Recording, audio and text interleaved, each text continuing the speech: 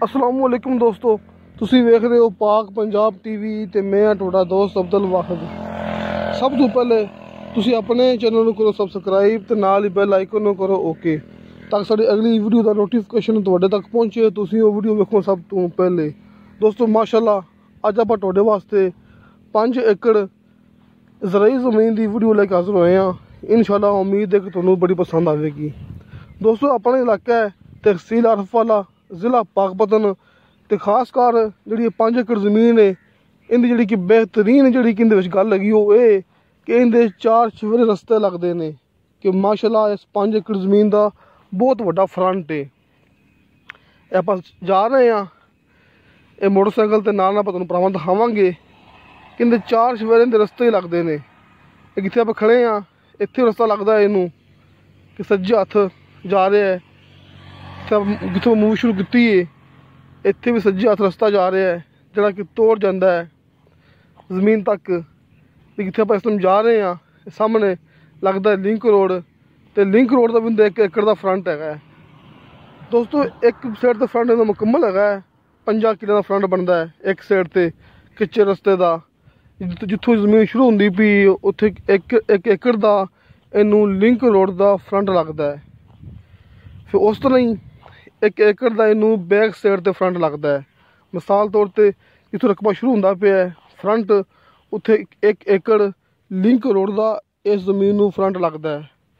ਜਿੱਥੇ ਖ਼ਤਮ ਹੁੰਦੀ ਪਈ ਉੱਥੇ ਵੀ 1 ਏਕੜ ਦਾ ਲਿੰਕ ਰੋਡ ਦਾ ਕੱਚੇ ਰਸਤੇ ਦਾ ਇਹਨੂੰ ਫਰੰਟ ਲੱਗਦਾ ਹੈ। ਇੱਕ ਸਾਈਡ ਤੇ ਲਿੰਕ ਰੋਡ ਦਾ ਫਰੰਟ ਲੱਗਦਾ ਹੈ 1 ਏਕੜ ਦਾ, ਤੇ ਇੱਕ ਸਾਈਡ ਤੇ ਕੱਚੇ ਰਸਤੇ ਦਾ ਫਰੰਟ ਲੱਗਦਾ ਹੈ 1 ਏਕੜ ਦਾ। ਤੇ ਜਿੱਥੇ ਆਪਾਂ ਇਸ ਟਾਈਮ ਮੋਟਰਸਾਈਕਲ ਜਾ ਰਹੇ ਹਾਂ ਇਹ ਤੋੜ ਫਰੰਟ ਲੱਗਦਾ ਇਹਨੂੰ 5 ਏਕੜ ਦਾ, ਕਿ 3 ਫਰੰਟ ਨੇ।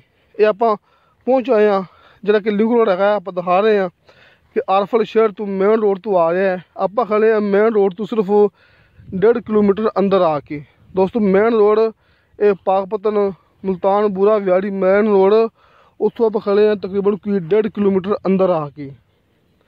ਇੱਥੇ ਜ਼ਮੀਨ ਹੈ ਆਪਣੇ ਕੋਲ 5 ਏਕੜ। ਆਰਫਾ ਸ਼ਹਿਰ ਤਕਰੀਬਨ ਕੋਈ ਇੱਥੋਂ 8 ਕਿਲੋਮੀਟਰ ਸਫ਼ਰ ਹੈਗਾ, 8-9 ਕਿਲੋਮੀਟਰ ਆਰਫਾ ਦੇ ਸ਼ਹਿਰ ਦੇ ਬਿਲਕੁਲ ਕਰੀਬ ਹੈ। ਤੇ ਪਾਕਪਤਨ ਮੇਨ ਰੋਡ ਤੋਂ ਕੋਈ 1.5 ਕਿਲੋਮੀਟਰ ਅੰਦਰ ਆ ਕੇ। ਦੋਸਤੋ ਆਪਾਂ ਇਸ ਨੂੰ ਖੜੇ ਹਾਂ ਜਿੱਥੇ ਕਿ ਜ਼ਮੀਨ ਸ਼ੁਰੂ ਹੁੰਦੀ ਪਈ ਹੈ ਇਹਦੇ ਮੱਥੇ ਤੇ, ਜਿੱਥੇ 1 ਏਕੜ ਦਾ ਇਹਨੂੰ ਫਰੰਟ ਲੱਗਦਾ ਹੈ। ਆ ਵੇਖੋ ਇਹਨੂੰ 1 ਏਕੜ ਦਾ ਫਰੰਟ ਲੱਗਦਾ ਹੈ ਜਿੱਥੋਂ ਜ਼ਮੀਨ ਸ਼ੁਰੂ ਹੁੰਦੀ ਪਈ ਹੈ। ਜਿੱਥੋਂ ਆਪਾਂ ਮੋਟਰਸਾਈਕਲ ਲੈ ਕੇ ਆਏ ਸਾਂ ਉਹ ਇਹਨੂੰ 5 ਏਕੜ ਦਾ ਫਰੰਟ ਲੱਗਦਾ ਹੈ। ਜਿੱਥੋਂ ਆਪਾਂ ਮੂਵੀ ਸ਼ੁਰੂ ਕੀਤੀ ਸੀ ਉੱਥੇ ਵੀ ਇਹਨੂੰ 1 ਏਕੜ ਦਾ ਫਰੰਟ ਲੱਗਦਾ ਹੈ ਕਿ ਦੋਵਾਂ ਸਾਈਡਾਂ ਤੇ 1 ਏਕੜ ਦਾ ਫਰੰਟ ਹੈ। ਜਿਹੜੀ ਲੰਬਾਈ ਹੈਗੀ ਹੈ ਕੱਚਾ ਰਸਤਾ ਹੈਗਾ ਉਹ ਇਹਨੂੰ 5 ਏਕੜ ਦਾ ਫਰੰਟ ਹੈ। ਕਿ ਇਹ ਸਮਝ ਲਓ ਕਿ ਆਪਣੀ ਜਿਹੜੀ ਜ਼ਮੀਨ ਹੈਗੀ 5 ਏਕੜ ਇਹਦੇ 4 ਚੁਫੇਰੇ ਰਸਤੇ ਲੱਗਦੇ ਨੇ, ਸਰਕਾਰੀ ਰਸਤੇ ਲੱਗਦੇ ਨੇ।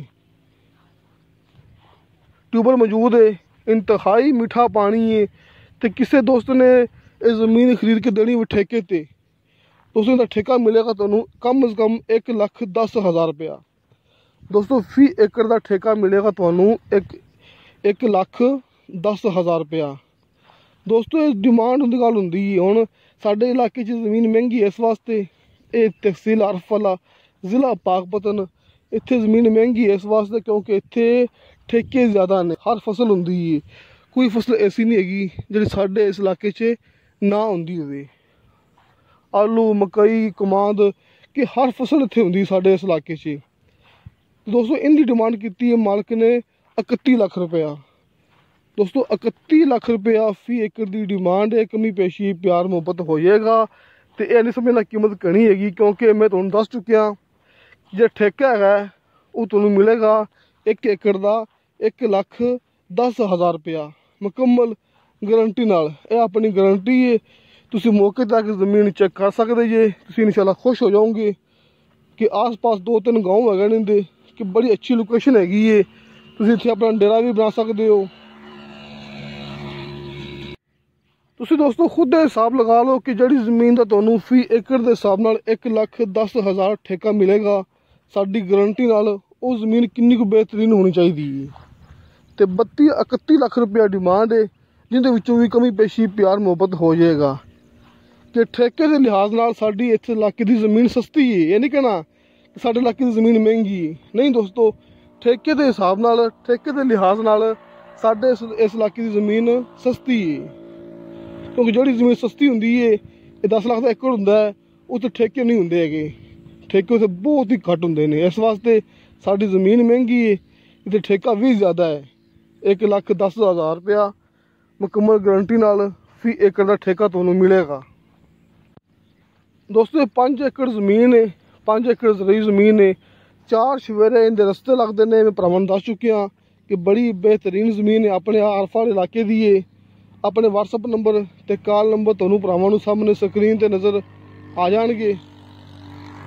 ਅਗਰ ਸਕਰੀਨ ਤੇ ਨਾ ਵੀ ਨਜ਼ਰ ਆ ਸਕਣ ਤੇ ਹਰ ਮੂਵੀ ਦੀ ਡਿਸਕ੍ਰਿਪਸ਼ਨ ਦੇ ਵਿੱਚ ਆਪਣੇ ਕਾਲ ਤੇ WhatsApp ਨੰਬਰ ਲੱਗੇ ਹੁੰਦੇ ਨੇ। ਦੋਸਤੋ, ਹਰ ਮੂਵੀ ਦੀ ਡਿਸਕ੍ਰਿਪਸ਼ਨ ਦੇ ਵਿੱਚ ਆਪਣੇ ਨੰਬਰ ਲੱਗੇ ਹੁੰਦੇ ਨੇ। ਇਨਸ਼ਾਅੱਲਾ ਮਿਲਾਂਗੇ ਅਗਲੀ ਵੀਡੀਓ ਤੇ। ਖੁਦਾ ਹਾਫਿਜ਼।